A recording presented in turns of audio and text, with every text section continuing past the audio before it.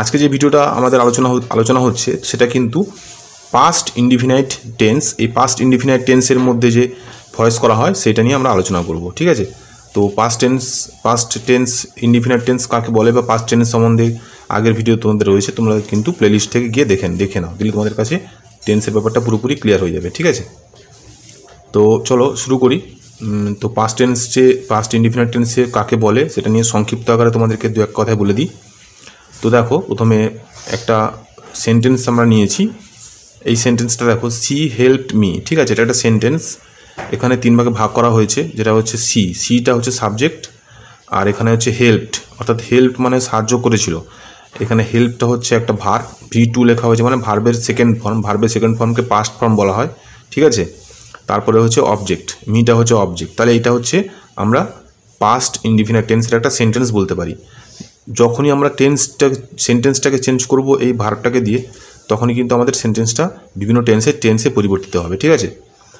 তো আর একটা সেন্টেন্স দেখো, হি স্টোল মাই বুক, ঠিক আছে। এটা একটা সেন্টেন্স, তাই হিটা হচ্ছে সাবজেক্ট, স্টোলটা হচ্ছে V2 ফর্ম অর্থাৎ পাস্ট ফর্ম, আর ওটা হচ্ছে অবজেক্ট, ঠিক আছে। তাহলে হি স্টোল মাই বুক, এটাও একটা পাস্ট ইনডিফিনাইট টেন্সের সেন্টেন্স, ঠিক আছে।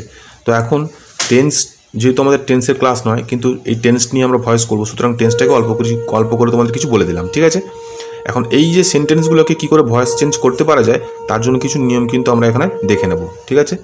দেখো, ভয়েস চেঞ্জের গঠন রীতি প্রথমে হচ্ছে ভয়েস দু প্রকারের হয়, অ্যাক্টিভ ভয়েস এবং প্যাসিভ ভয়েস নিয়ে কিন্তু একদম বেসিক যে আলোচনাটা নাম্বার 1 ভিডিওটা করা হয়েছিল, তোমরা দেখে নিও যারা একেবারে দেখোনি, বা যারা একেবারে ভয়েস একদম পারো না, তারা কিন্তু ওই 1, 2, 3, 4 করে পরপর যতগুলো ভিডিও হয়েছে সমস্ত ভিডিওগুলো কিন্তু একে দেখে নেবে, ঠিক আছে।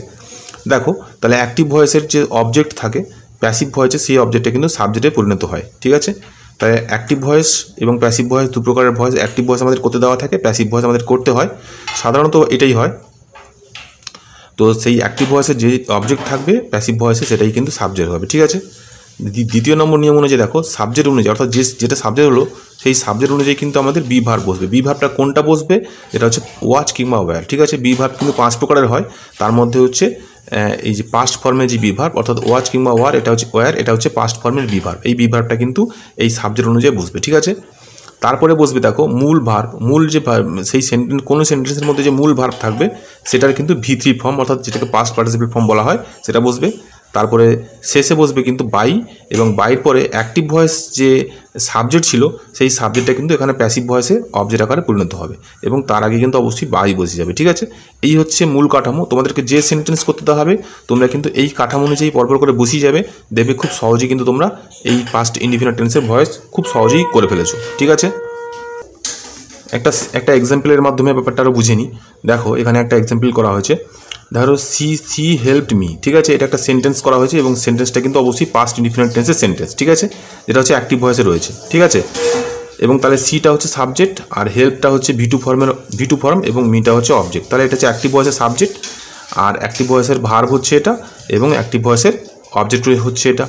এবারে এই যে উপরে যে নিয়মগুলো শেখানো হলো, এই নিয়ম অনুযায়ী কিন্তু আমরা এবারে প্যাসিভ ভয়েসে পরিবর্তিত করব, ঠিক আছে। তাহলে প্যাসিভ ভয়েসে দেখো, প্যাসিভ ভয়েসে এখানে কি হয়েছে, এখানে যে অ্যাক্টিভ ভয়েসের যে অবজেক্ট ছিল মি, সেটা কিন্তু এখানে প্যাসিভ ভয়েসে আই হয়ে গেছে, ঠিক আছে। তাহলে আই, এবার একটা বি ভার্ব বসে গেছে, আইয়ের পরে বি ভার্ব, এখানে কিন্তু পাস্ট টেন্সের ক্ষেত্রে বি ভার্ব, আইয়ের পরে ওয়াচ বসে, তাহলে ওয়াচ বসে গেছে। এখানে মূল ভার্ব যেটা ছিল সেটা হচ্ছে V2, তো এখানে যা আছে তাই এখানে হবে, V2 ফর্ম বসে যাবে। নিয়ম অনুযায়ী একটা বাই বসছে, এবং এখানে অ্যাক্টিভ ভয়েসের যে সি ছিল, অর্থাৎ সেইটা, এই অ্যাক্টিভ ভয়েসের এই যে সাবজেক্টটা, এটা কিন্তু প্যাসিভ ভয়েসের এখানে অবজেক্ট আকারে বসে গেছে। দেখো, তোমরা খেয়াল করো, এখানে কিন্তু সি ছিল, এখানে হার হয়েছে, এখানে কিন্তু মি ছিল, এখানে আই হয়েছে। তাহলে এগুলো কিন্তু সি, মি, আই কিংবা হার, এগুলো কিন্তু অবশ্যই প্রোনাউন, ঠিক আছে। এই প্রোনাউনগুলো কিন্তু চেঞ্জ হয়। তাহলে এখানে যদি কোনো নাউন থাকতো, কিংবা এখানে যদি কোনো নাউন থাকতো, তাহলে নাউন কিন্তু এখানে পরিবর্তন হতো না, একই যা ছিল তাই বসতো, ঠিক আছে। তাহলে এই প্রোনাউনগুলো কীভাবে চেঞ্জ হবে, এই চেঞ্জটাকে দেখার জন্য তোমাদের কিন্তু নাম্বার 1 যে প্রথমে যে ভিডিওটা করা হয়েছিল সেটা কিন্তু তোমরা অবশ্যই দেখে নিও, কারণ তাতে কিন্তু বলে দেওয়া হয়েছে যে কোন প্রোনাউনের ক্ষেত্রে কোথায় কী বসবে, ঠিক আছে। যারা দেখেছো তারা নিশ্চয়ই বুঝতে পারছো। তো আশা করি তোমরা বুঝতে পারলে। এবারে যেই বইটা থেকে আমরা রিভিউ করছি, অর্থাৎ ট্রেজার ট্যুব বইটা থেকে, এই বইটা থেকে আমরা এবারে এই পাস্ট ইনডিফিনাইট টেন্সের যে আরও কিছু এক্সাম্পলের মাধ্যমে বোঝার চেষ্টা করব যে পাস্ট ইনডিফিনাইট টেন্সের ভয়েসটা কীভাবে করা হয়েছে, ঠিক আছে। তো চলো সেখানে দেখি। দেখো, এখানে পাস্ট ইনডিফিনাইট টেন্সের এখানে দেওয়া আছে এক্সাম্পলগুলো পরপর করে। প্রথমে দেওয়া আছে অ্যাক্টিভ ভয়েসের, এখানে অ্যাক্টিভ এবং প্যাসিভ। অ্যাক্টিভ ভয়েসে দেওয়া আছে দেখো মা ভাত রেঁধেছিলেন, তাহলে মা ভাত রেঁধেছিলেন মানে রান্না করেছিলেন। তাহলে আমরা সেন্টেন্স গঠন করা হয়েছে যে মাদার কুকড রাইস, ঠিক আছে, কুক মানে রেঁধেছিলেন বা রান্না করেছিলেন, রাইস মানে ভাত, ঠিক আছে।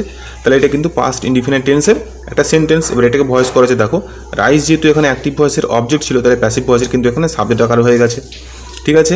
তাহলে প্রথমে সাবজেক্ট বসে গেল, তারপরে সাবজেক্ট নিয়ম অনুযায়ী কিন্তু একটা বিভার বসবে। আমি বলেছি যে আগে ওয়াচ কিংবা ওয়্যার বসবে, যেহেতু এটা রাইসটা সিঙ্গুলার ফর্মে আছে তাহলে সিঙ্গুলার ফর্মের বিভার ওয়াচ, তাই ওয়াচ বসে গেছে। V2 ফর্ম এখানে যা ছিল তাই কিন্তু আছে, ঠিক আছে। নিয়ম অনুযায়ী একটা বাই বসে গেছে এবং অ্যাক্টিভ ভয়েসের যে এখানে সাবজেক্ট, এখানে কিন্তু প্যাসিভ ভয়েসের অবজেক্ট আকারে বসে গেছে, ঠিক আছে। তাহলে কী হলো, rice was cooked by my mother. Clear? আশা করি তোমরা বুঝতে পারলে। তারপরে দেখো আর একটা সেন্টেন্স এখানে আছে উই ফেড দেম, ঠিক আছে। তাহলে সাবজেক্ট হচ্ছে উই, ফেডটা হচ্ছে V2 ফর্ম, দেমটা হচ্ছে অবজেক্ট, ঠিক আছে। উই ফেড দেম, তাহলে আমরা তাদের খাইয়েছিলাম, তাহলে এখানে দেমটা হচ্ছে অবজেক্ট, প্যাসিভ ভয়েসের এখানে সাবজেক্ট হবে দে আকারে, ঠিক আছে। তাহলে they were fed by us, ঠিক আছে।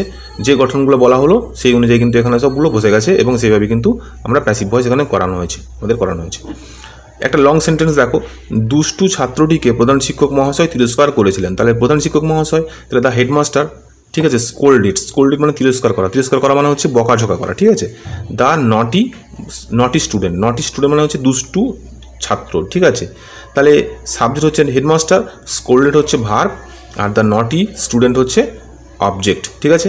তাহলে অ্যাক্টিভ ভয়েসের গঠনটা বুঝতে পারলে। প্যাসিভ ভয়েসে তাহলে কী হবে, নটি স্টুডেন্টটা আগে হবে, তাহলে করা হয়েছে দ্য নটি স্টুডেন্ট, যেহেতু একজনকে বোঝাচ্ছে তাই ওয়াচ হয়ে গেছে, তাহলে ওয়াচ, স্কোল্ডেড যা ছিল তাই আছে, একটা বাই বসে যাবে নিয়ম অনুযায়ী, এবং হেডমাস্টার যেহেতু এটা নাউন, তাহলে নাউন যা ছিল তাই এখানে বসে যাবে, আমি আগেই বলেছি। তাহলে the naughty student was scolded by the headmaster, ঠিক আছে।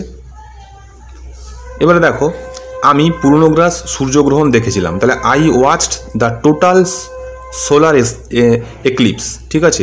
টোটাল সোলার এক্লিপস মানে হচ্ছে পূর্ণ সূর্যগ্রহণ, ঠিক আছে।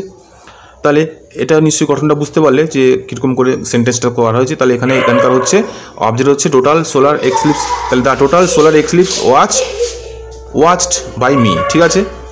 তারপরে দেখো বাঘাযতীন একটি বাঘ মেরেছিলেন, তাহলে বাঘাযতীন কিল্ড এ টাইগার, ঠিক আছে। বাঘাযতীন সাবজেক্ট, কিল্ড হচ্ছে ভার্ব এবং টাইগার হচ্ছে অবজেক্ট, তাহলে এই tiger was killed by Baghajatin. খুবই সহজ একেবারে, ঠিক আছে। তোমরা কিন্তু চেষ্টা করলে বুঝতে পারবে। তোমরা কিন্তু অবশ্যই বাংলাগুলোকে তুলে নেওয়ার পরে যেভাবে শেখানো হলো সেই অনুযায়ী কিন্তু তোমরা খাতাতে করো এবং সাথে সাথে ভিডিওর সঙ্গে মিলিয়ে নিও তোমরা কতটা শিখতে পারলে, ঠিক আছে। এবং অবশ্যই তোমরা কমেন্টে জানাবে তোমরা কতটা এটা শিখে উপকৃত হচ্ছ, ঠিক আছে। একটা লং সেন্টেন্স দেখো আবার একটা, সৌরভ লর্ডসে একটি শতরান করেছিলেন, তাহলে Sourav made a century at Lord's, ঠিক আছে। মেড মানে করেছিলেন, ঠিক আছে, বানিয়েছিলেন বা তৈরি করেছিলেন। তাহলে এটাও হবে এ সেঞ্চুরি, তাহলে এখানে দেখো দুটো কিন্তু এখানে অবজেক্ট রয়েছে, একটা হচ্ছে এ সেঞ্চুরি, একটা হচ্ছে লর্ডস, ঠিক আছে। তাহলে দেখো তাহলে এই সেঞ্চুরিটা আগে বসে গেছে, তাহলে এই century was made by Sourav at Lord's, ঠিক আছে। আশা করি বুঝতে পারলে।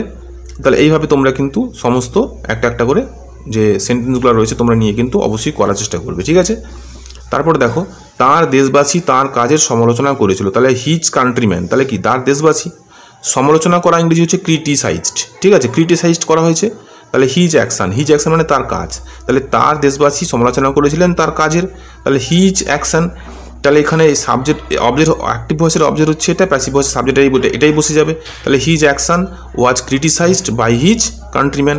আশা করি তোমরা বুঝতে পারলে। সমস্তগুলো কিন্তু এখানে খুব সহজ করে বুঝিয়ে দেওয়া হয়েছে।